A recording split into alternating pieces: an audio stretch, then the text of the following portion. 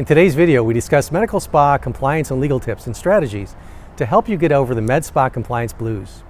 By the end of today's video, you'll learn top enforcement hot buttons and how to mitigate legal and regulatory risk for your medical spa. I'm Michael H. Cohen, founding attorney of the Cohen Healthcare Law Group. We've advised many medical spas on healthcare compliance legal issues. Recently, one medical doctor, let's call him Dr. Bob, called our law firm in a great panic. It was Saturday afternoon.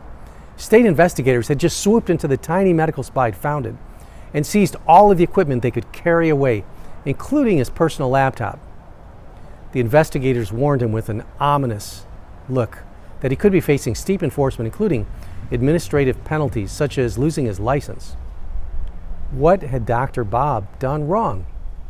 Well, for one thing, on the door to his medical spa, the white lettering advertised Botox and other treatments that could only be performed by an MD or a duly supervised healthcare practitioner with the right scope of practice under properly drafted standardized procedures.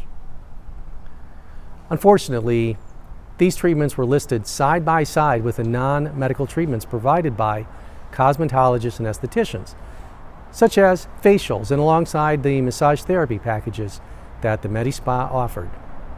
From the looks of it to the outside investigator, it appeared that these practitioners, and not a medical doctor, were providing medical therapies. That was how things looked. The mistake here was really one of appearance and impression, form and not substance, illusion and not reality. The reality, as our healthcare attorneys dug deeper into conversation with Dr. Bob, is that he had held himself out as responsible for all medical therapies.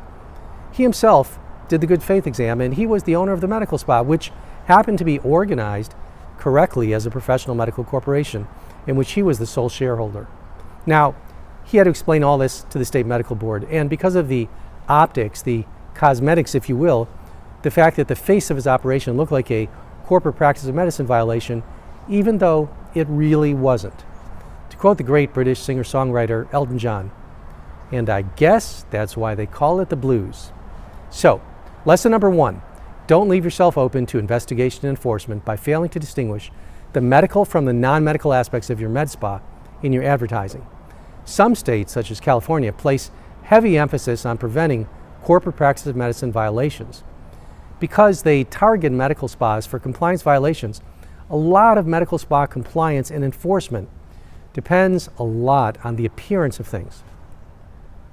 Second, many physicians believe that they can be involved in a med spa in a very part-time, hands-off sort of way. In fact, many physicians believe that they can delegate everything to a nurse and make money from the golf course without really paying attention. This is a big mistake. The state medical board typically regards customers of a medical spa who receive aesthetic medical therapies as the patients of the physician. Let me say that again. The people who receive the fillers, injections, and other medical therapies at a Medi-Spa are not simply customers, they're patients. This means that all of the duties, obligations, and responsibilities of an MD for their patients also apply to them in the medical spa setting. Now, there are some legal rules that give the MD some latitude.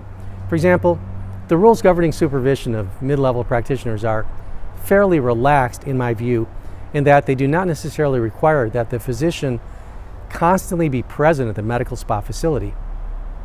That some legal rules are looser and some more restrictive does not mean, though, that the MD is absolved of responsibility and can be too hands-off. Again, if you're a physician and these are your patients, then you're responsible for what happens to them under your care or under the care of your mid-levels. So even if you get all other compliance aspects of a medical spa correct, you're still vulnerable as a physician to standard of care violations if the medical board finds that your supervision was inadequate or that you used the Medi-Spa as a money-making vehicle without paying enough attention to the patient side of the operation.